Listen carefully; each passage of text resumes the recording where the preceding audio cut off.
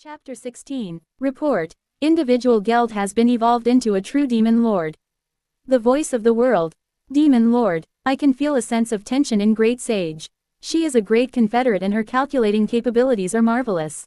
I acknowledged her as a better individual than me. She is really great. Her serving me is a complete luck-based.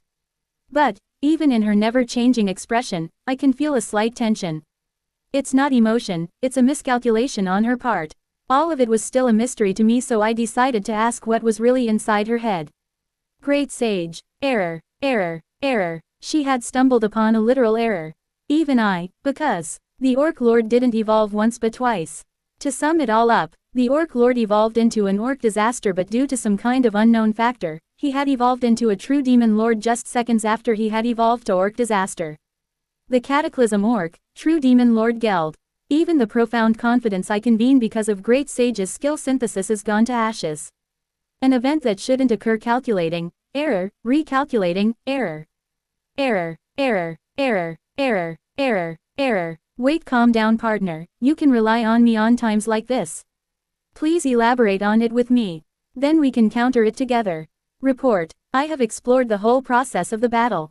I have concluded that individual Geld shouldn't evolve into a true Demon Lord. But the thing we have heard is the voice of the world. That is for sure. As I squint beside me, the Kijans lined up, inclined to take the front lines.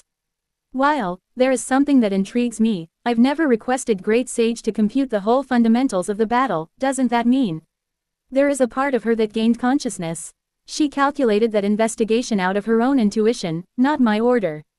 Undoubtedly, she did it for our advantage, but still, skills don't disobey their masters, let alone do something we don't want unless the skill itself has a consciousness. Plus, I question something like a skill gaining consciousness regularly. If something is driving Great Sage to improve herself, that is one possibility. Calculating a whole outcome is too much for Great Sage. It is considered to be calculating an entire war from the outline to the conclusion. Basically, you are just writing the fate of the whole warfare. If something is pushing her to be more useful, all I can judge is a strong feeling of envy, jealousy, sense of inferiority. But there is still a question: to whom? By who she is envious? I think I have a person I have in mind that I just don't want to admit. There is this person who hacked Great Sage without any difficulty. Lady Shizu, please let us take care from now on. I'll immediately take your offer. But please be careful, I have something in mind that I need to resolve, so I also need you guys to buy time. I took Benimaru's offer. He just slightly nodded and commanded his peers for the attack. Plus, I treated them as air when I fought Gelmud, so I'll let them fight the Cataclysm Orc. I have to come up with a solution with Great Sage too. She must have pushed herself too hard. Now that it reminds me, there is no way I would get that many skills. In reality, it is due to Great Sage's hypercalculation. But unfortunately, forgive me Great Sage, but your hypercalculation wouldn't sum up to the precision and quickness of the computation the person in my mind can do. I have to do something. If Great Sages would grow some negative emotion, it would impact us heavily in the long run. Hey Great Sage, let me take it from here. A slight dubiousness from her face appeared.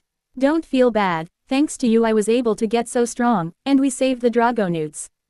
Both of us are still growing. There is no reason for us to compare ourselves to others, right?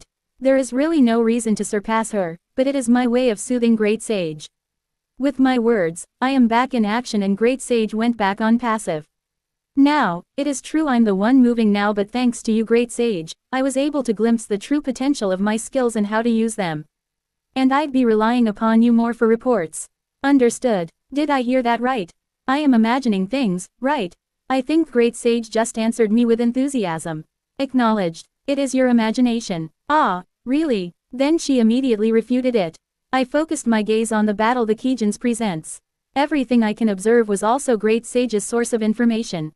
So me observing is also part of the plan on how I shall join the battle later. You call yourself a demon lord? Don't get cocky, pig, Shion shouted while dashing with the most powerful attack of her Odachi. But, as both I and Great Sage anticipated, it wasn't enough. Shion failed to even pierce through the Cataclysm Orc's outer defenses. Report. It seems the Cataclysm Orc's outer barrier is extra skill, multi-layer barrier. Due to the barrier's property of different element deflect, every element is blocked. That is some absurd defenses.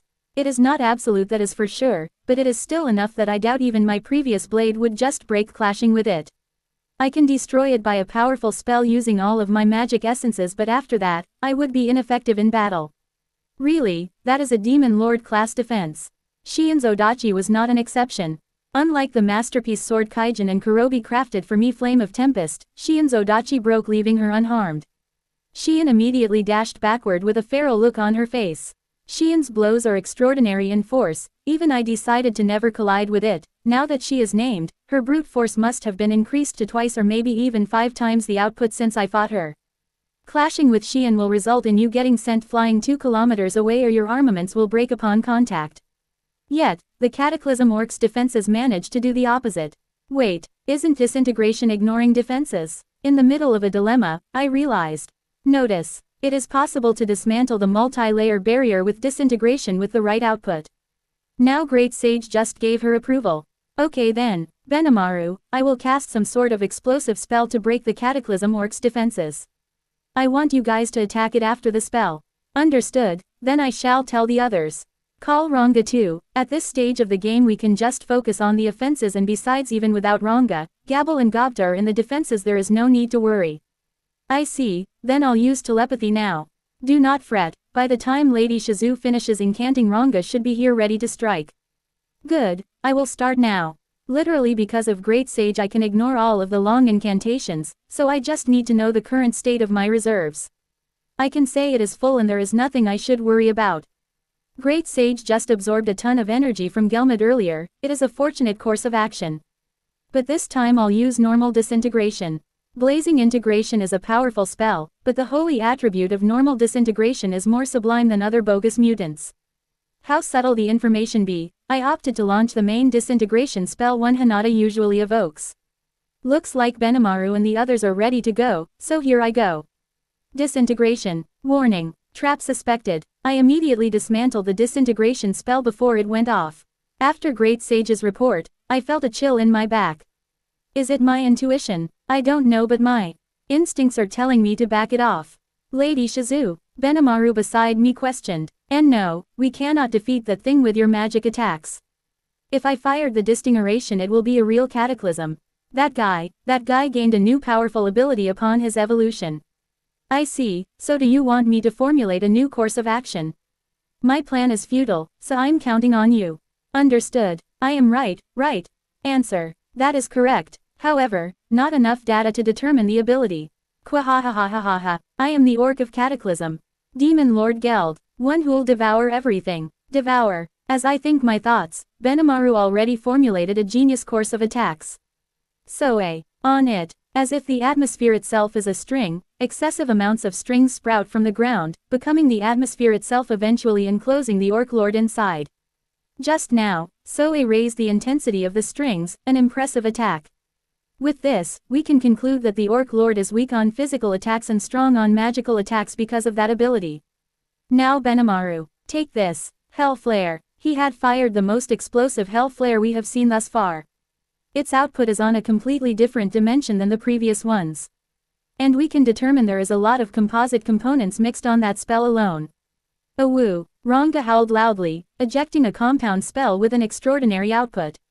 Black Lightning. The Black Lightning struck the Orc of Cataclysm after the ripple of Hell Flare fades.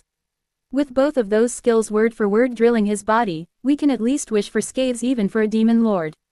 Yet, our eyes only saw despair.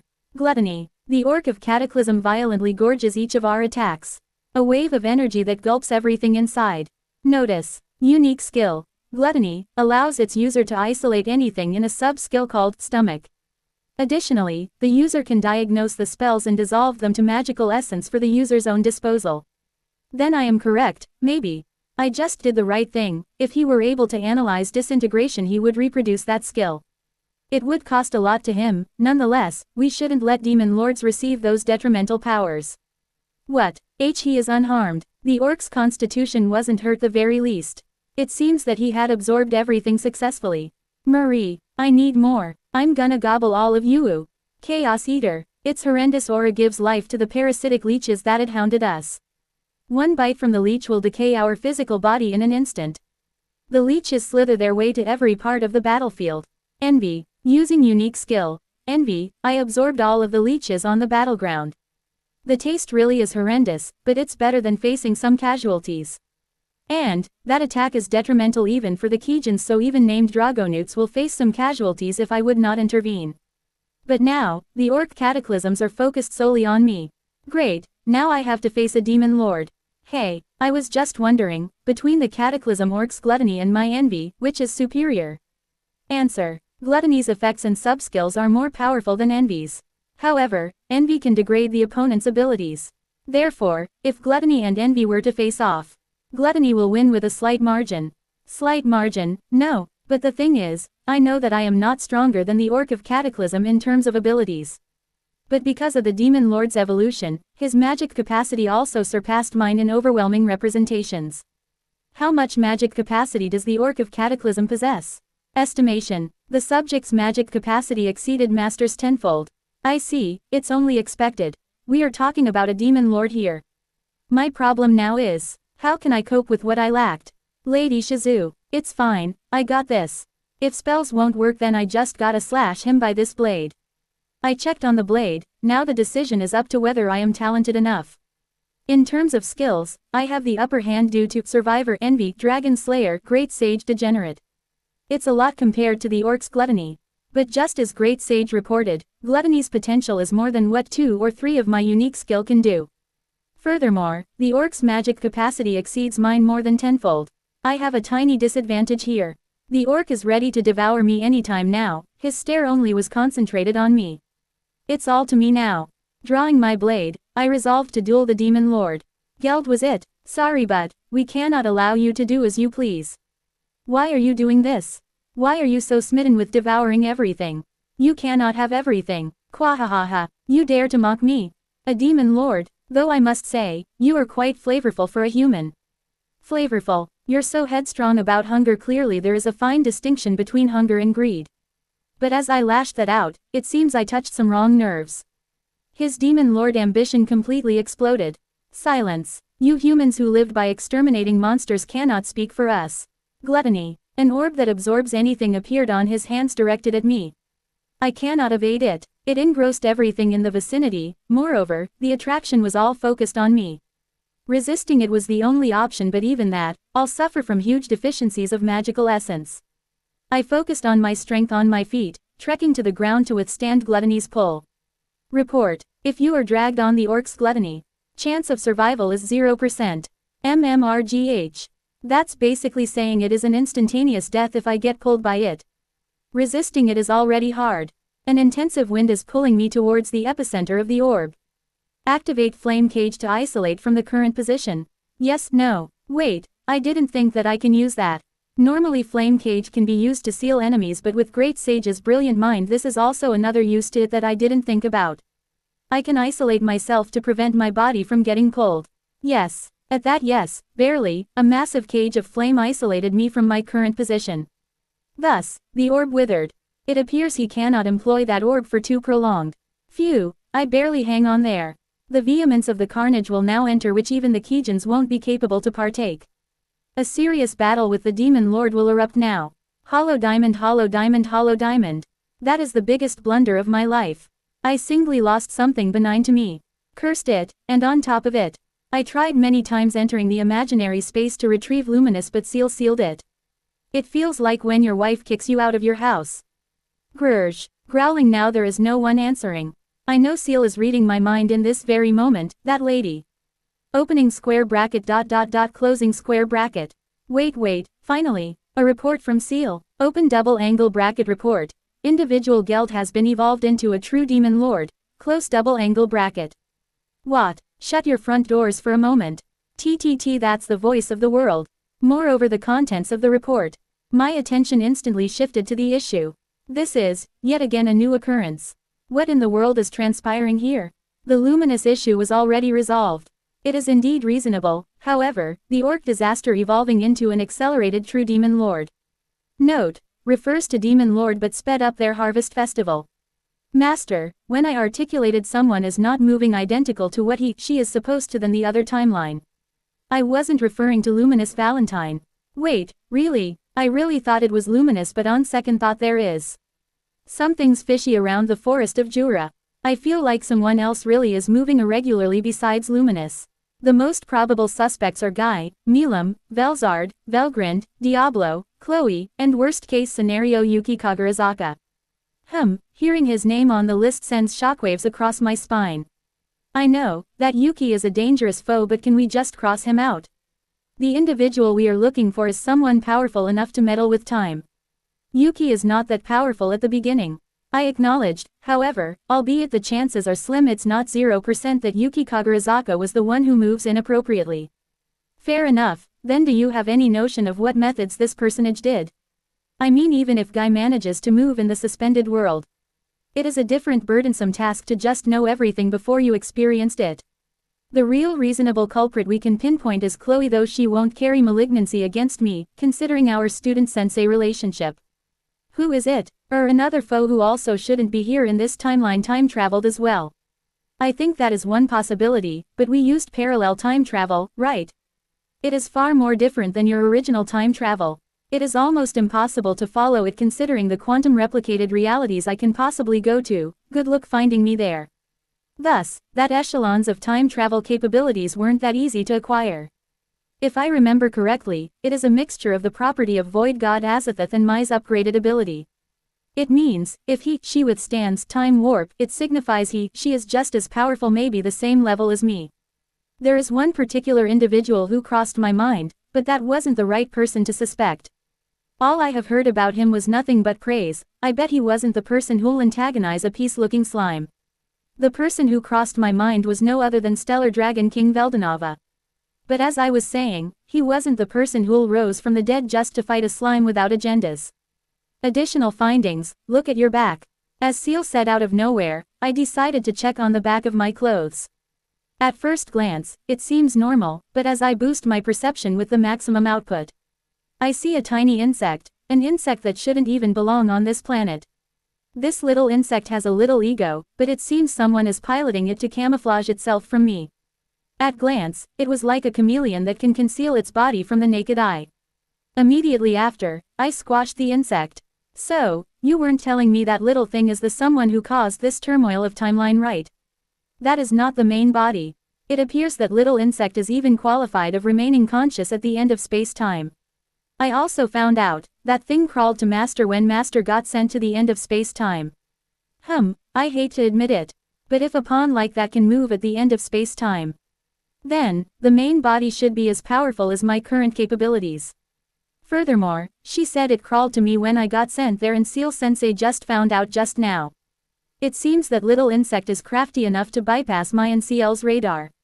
Now it makes me fret how powerful its master could be. The insect is only used to pin down Master's coordinates. So because the insect is conjoined to me all this time, this personage was able to track me in this timeline. Fair enough, I must stay on my guard. This individual we uncovered may be more powerful than any foe I have faced. Now that we have concluded this, it explains the mysterious phenomenon of sudden changes in the timeline. Moreover, I still can't disclose her rationale for targeting me, let alone wait for me at the end of space-time. For now, let's call him Insect Person. We can say, this Insect Person was the one who fed the Orc Disaster souls to awaken it to a true Demon Lord. At first, I was actually doubting Luminous. But Luminous wouldn't gamble awakening the Orc Disaster into a true Demon Lord. Accordingly, when the Orc Disaster's awakening, Luminous was already isolated in the imaginary space. So it cannot be Luminous, but this Insect Person is liable for all of my tribulations in this timeline. For now, let's go to our friends. They are in deep, deep danger. To be continued.